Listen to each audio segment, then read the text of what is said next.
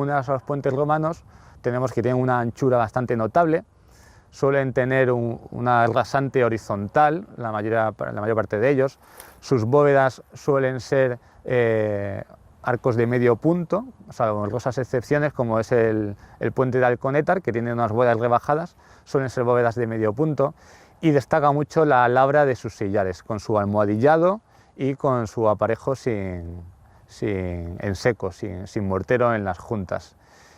Y al final son puentes en los cuales las formas destacan muchísimo, son importantísimas, y muestra de que las formas son importantísimas que se crean elementos estéticos de adorno, como son las impostas, las cornisas, las albardillas, para que al ojo del espectador se resalten esas líneas horizontales, esas curvas que forman las bóvedas, y se hace un juego de formas con todos esos elementos. Los puentes romanos son verdaderas obras de ingeniería, con procesos y técnicas constructivas únicas que permitían construcciones excelentes nunca repetidas en épocas posteriores. La construcción de un puente exigía buscar los mejores terrenos para su cimentación, y ante la ausencia de estos, utilizar técnicas especiales de cimentación mediante pilotes hincados, sustitución de terrenos, etc. Otras técnicas, como la construcción de ataguías, permitían librarse del agua durante el proceso constructivo de las cimentaciones y de las pilas sobre el lecho del río. Caracterizaban los puentes de esta época la regularidad del tamaño de los sillares y sobre todo de las dovelas de la rosca de los arcos. Las uniones entre las piezas a hueso con una geometría impecable y el almohadillado de las caras vistas. Eran muy frecuentes también en los sillares las marcas de extracción de cantera y las de elevación y de empuje para la colocación final de las piezas. El arco fue el artificio más característico de la construcción romana, y los puentes resultaron el máximo exponente de este tipo de construcciones. Tras el montaje de los tímpanos y los pretiles, la calzada se rellenaba con materiales sueltos, adquiriendo su superficie un aspecto y funcionalidad que nada difería con el resto de la carretera.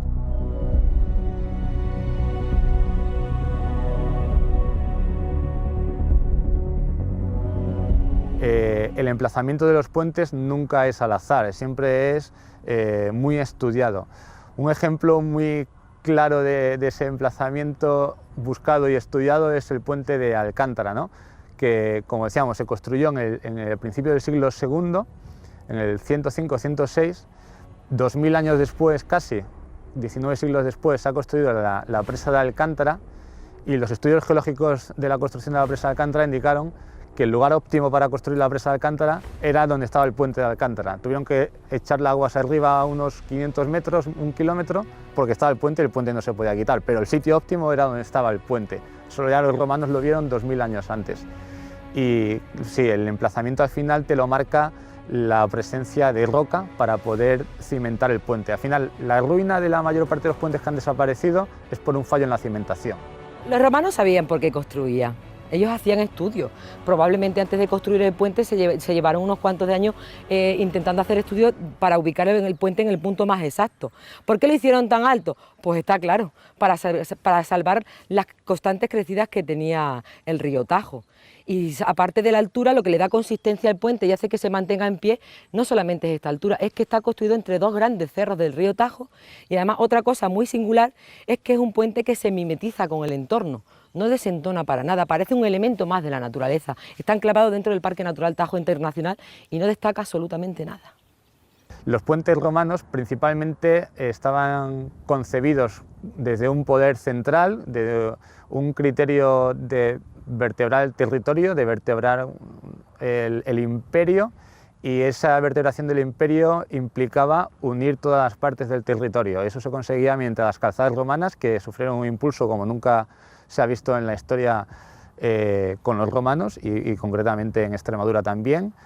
Y dentro de las calzadas romanas, un punto singular es el paso de los ríos con los puentes, y se necesitaba que los territorios que formaban parte del Imperio Romano se acercaran entre ellos, que sus poblaciones se conectaran entre ellas para poder intercambiar, comerciar y y también se necesitaba que las tropas romanas pudieran moverse y movilizarse, desplegarse en un tiempo relativamente corto en cualquier parte del imperio.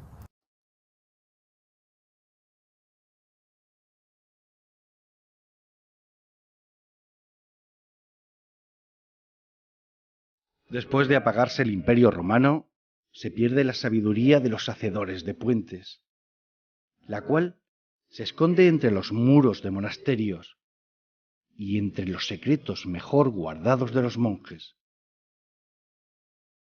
Es una época modesta en construcciones de puentes en Extremadura, y donde el empeño básico era el de mantener los existentes. Artesanos que emulaban con sus limitaciones y a menor escala los grandes puentes, aportando elementos de otras culturas. Cuando cae el Imperio Romano, durante casi 1000 años apenas se construyen puentes. Se olvidan totalmente de las comunicaciones, la jerarquía de carreteras de todos los tipos que tenían los romanos y la facilidad de comunicación con transporte de envíos, de mensajería, etcétera. Esa organización tan bien que tenían se pierde el uso de los caminos, se estropean los puentes, nadie los vigila y perdemos un patrimonio bestial. En Extremadura el boom de los puentes, o el punto álgido de los puentes históricos, se puede decir que es de la época romana. Con la llegada de la época medieval hay un retroceso clarísimo en el conocimiento técnico y también en la preocupación por estas obras. Más a partir de la Edad Media hay puentes, digamos, de construcción mucho más humilde, que construyen los propios habitantes, con muy pocos conocimientos sobre arquitectura, por eso tienen que variar la manera en la que construyen los arcos, tienen que tirar hacia el arco ojival. Era un poco imitación, porque no se tenían planos, ni muchísimo menos, ¿no? Es una cuestión de imitación y supongo que error y respuesta, ¿no? Se les caerían muchísimas veces, ¿no? Es decir, si no sabían que para poder levantar un arco lo esencial era introducir una cimbra de madera con esa forma que tú querías introducir, evidentemente se caía, ¿no? Y eso que se contaba con otros elementos con los que no contaban los romanos, que es que la construcción del puente romano es solamente sillar sobre sillar, pero no hay un aglutinante, no hay un cemento ni hay nada, ¿no? A partir de la Edad Media se empieza a utilizar la cal y la arena, con lo cual eso es una grandísima ventaja para enfoscarlos y también para unir estos materiales para que se vuelvan mucho más sólidos, ¿no? Los árabes también participan de eso, ¿no? Forman parte de esa historia, introduciendo un elemento que ya habían utilizado los romanos y que no suelen utilizar en los puentes, que es el ladrillo, ¿no? Esto permite que el puente sea más esbelto, pierde en peso, con lo cual puedes elevar un poco más.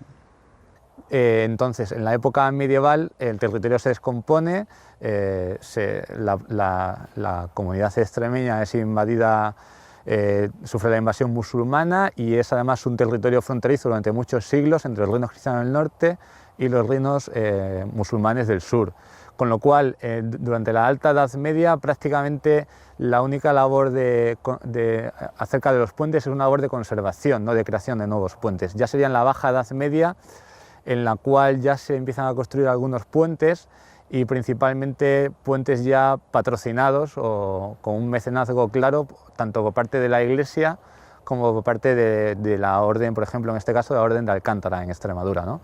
Que son los que empiezan a pagar estos puentes.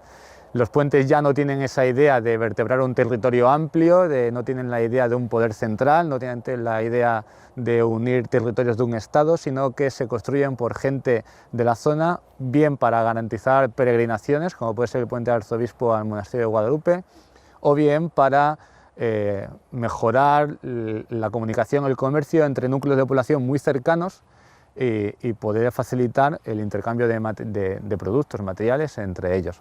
Porque es mucho más fácil de realizar, ¿no? Y con otros objetivos. Como he dicho, bueno, pues de paso del ganado, que pueden ser, digamos, los más pretenciosos o que pueden cubrir mayor cantidad de kilómetros, pero cosas más simples como es el acercamiento entre dos comunidades o tan simple como, al igual que es muy común encontrarse en nuestros ríos y gargantas